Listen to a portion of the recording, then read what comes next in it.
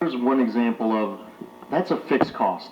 No Okay. matter, our revenue stops, but that expense doesn't. That's what I was gonna ask, that if, seeing that the courses ain't used as much, are they still gonna, they basically still do their thing for? Ian, if you don't mind coming up, just so Yeah. everybody at home can also hear. So I had that conversation with their regional Okay. superintendent who oversees like the whole eastern seaboard basically. Mhm. And because right now we're really just ramping up to the season, so they were already at quite a low staff, low maintenance. Over the next few weeks that does get higher. Sure. They do have an option where you can do a reduced maintenance.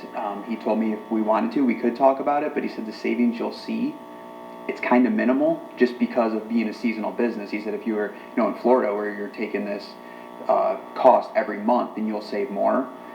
We can have that conversation, but I guess it kind of depends on how long this lasts too. Right, and I think we want our courses in a condition where as soon as the doors can open, they can open and go out to a good, well-maintained golf course, And the other thing too, If it's not worth the savings, in the long run. well, especially with the timing, because right now they're doing so much preventative maintenance on keeping weeds down, and doing some aerification on the tees, things they typically do anyway. So it's terrible timing for a golf course. Mr. Chairman, if I may, Ian, what is the, or I don't know if you or George or maybe Jason has this answer, just for the city council's perspective, what is the percentage of expense, the cost of the Brightview contract in terms of just overall operating expense of our budget? I don't know the number off the top of my head, but it's pretty I can large. calculate that real quick, actually. I thought it was like 60 or 65%. It's a large percentage, I can calculate real quick. Yeah, I didn't realize it was that much, but I figured probably a third. They actually So- came in these next 2 years of the contract that was approved a couple months ago, lower than what we're currently paying them. Okay. So that was nice. Yeah.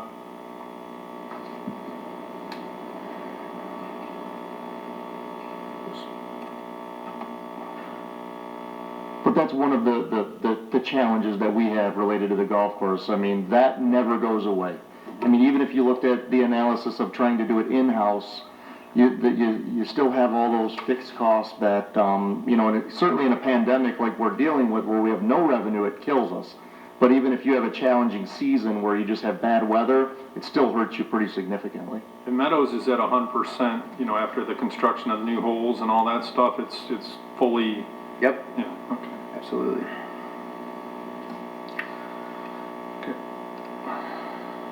I was looking forward to doing the Winter League this year, but I got in a car accident and blew my shoulder out, so kinda. Have you played those sims? Looking for, I probably won't be able to play this year. No, have you ever played them? Not the simulator, no, my No. dad loves it, I haven't played either. I hit the driver once, but that was it. yeah.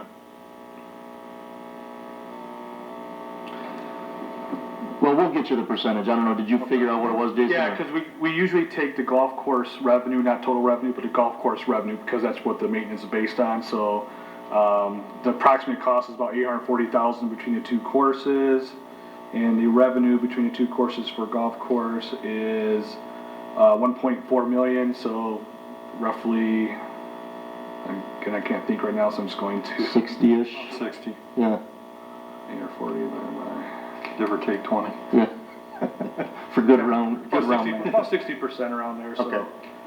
That's Close kind enough. of what we go through, but yeah, it's, in industry standards, the maintenance of a golf course is in that range. It's a large portion of the cost of the golf courses, so.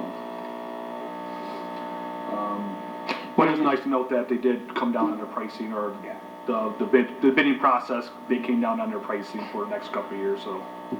When you look at the overall purpose of the golf course, the floodplains, if you remember, both properties were contaminated. There was the enhancement of the city's image. I mean, just a lot goes into it. But we talk about shrinking that number virtually every day.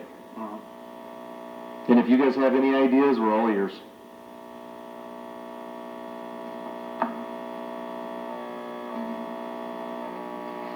Okay, any other questions? I know there's a lot of line items, but we talked about, summarize the general stuff, the large stuff on them, so. You guys got any questions on golf? All right, then we'll move on to TSX. Let me get that going here.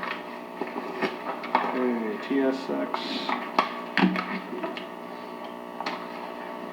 So as we discussed earlier, similar to when we talked about the revenue sources in the general fund, because the TSX revenue and expenditures are in the general fund. So on the report I gave you guys, kind of put the revenue and expenses in the same area, so you can kind of see how it looks from like a revenue and expenditure point of view. So that's what we're looking at now. So basically for fiscal year 20, we're looking at a total reduction of revenue about $300,000. And again, this is based on the fact that the facility is closed right now. There was some new estimates from the department on where the revenue is more likely going to end up. And then, you know, taking into account a percentage decrease based on the pandemic as well. So similar to the golf course, that's why we see that reduction in the revenue of approximately 21%. And then for next year, they're looking to go up, you know, bring it back to the normal levels, which is a $140,000 increase to that number, or 12%. And then between the expenditures and the revenue, as you can see, you know, 125,000 profit, 250 use, but there was some capital outlay in there for that year. And then this year we're expecting $130,000 use, and then next year a minimal amount of use, but there's capital outlay as well in there for some extraordinary repairs, so or some maintenance cost in there. So so that's kind of like the summary of what's going on with that particular activity, as I call it. But again, this is all in general fund. It's just there's a Sportsplex expenditure department, and then there's the Sportsplex revenue. So without further ado, George, do you want to talk about the status of the TSX, or if you want to hand off to Darren? Kind of talk about, because the mayor, I don't know if you were here, the mayor did talk about the fact that we lost some revenue from the tournament and everything. So if you want to kind of give a brief overview of what's going on currently. So this whole pandemic kind of hit us at a pretty bad time. We were actually in the middle, we were on day 10 of our 21-day state hockey tournament. It's actually kind of our largest event of the year, 3 weeks long, hockey every single day. It extended so far that we actually lost, this was the first year we were scheduled to have 4 spring hockey tournaments, as well as we actually had quite a few turf rentals for all sorts of stuff. We've been trying new stuff. We've had football. We've got some indoor baseball, like infield style training, no hitting, because we don't want to obviously destroy the ceiling.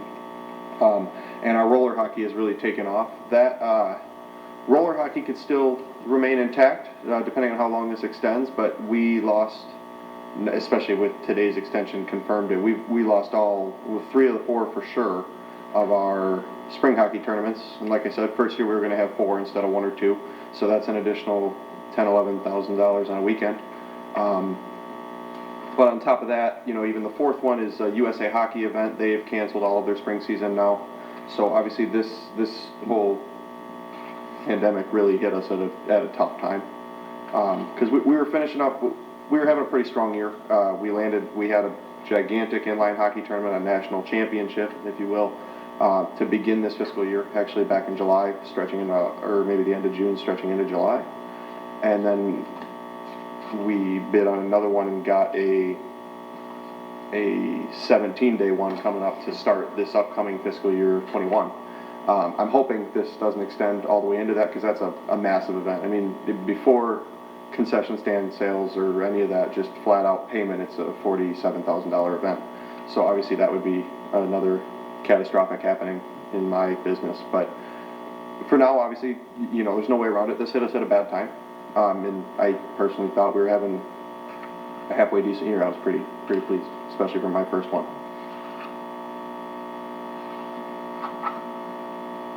Yeah, and just to make a comment based on the same thing as the golf course, there should be some marginal savings in the expense side based on cost of goods sold, things like that for food and whatnot, because we did reduce some revenue, as I highlighted on here.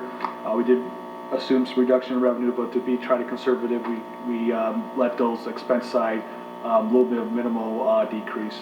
There's some decrease in there, but we try to keep that minimal. Hopefully we see more savings there that would offset that revenue loss. So Without this pandemic coming in, with the loss of those, did you see yourself possibly making a profit this year at the Sportsplex? The way we were trending, I provided George earlier in the season just like a through November update, and then I was looking into like a through December update. We were in the positive. I think 50 grand last time I updated him through November. Like I was when I say pleased, we're having a good year. And No, that's good. it being your first one, you don't really know where you stand until you look at the numbers. Yeah, and just to. And that was in November? November 30 through November 30. Okay, so you were up that far in November, so that's good. And just to back that up, the year-to-date numbers through January had a positive amount. It was, at that point, it was like 15,000, but Good. still positive at If I- that point in time. If I may, that was positive through January 31st. I still had, that state hockey tournament, that's a $70,000 event. I'm still receiving, because we were unable to provide the service, obviously being the ice, because we got closed down through about half of that. I still have at least 30 coming from that, or 28. Since that day, I've probably rang an additional 40, between 45 and 48. We were on track. Like I was, pretty good. This